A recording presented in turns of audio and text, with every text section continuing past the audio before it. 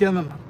അവർക്ക് ഒരു ഏജന്റിനെ സംബന്ധിച്ചോളം എന്താ മെച്ചമെന്നറിയാം. അപ്പോൾ നമ്മളൊരു പണം നിക്ഷേപിച്ച് കഴിഞ്ഞാൽ ആ ഭരണം നമ്മൾ മുടക്കുമുതലാവണമെങ്കിൽ നമുക്ക് ഒരു ലോങ് ടേം വെയിറ്റ് ചെയ്യേണ്ടതുണ്ട്.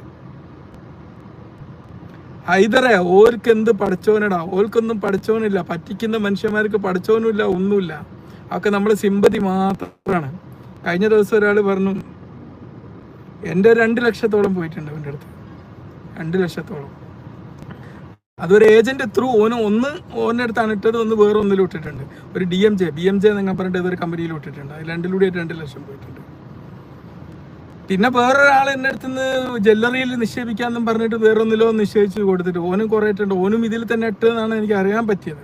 ഓന് നാട് വിട്ടുപോയി. അപ്പം നമ്മളെ ഫൈനാൻസ് എപ്പോഴും നമ്മൾ സെക്യൂർ ആക്കി വെക്കണം.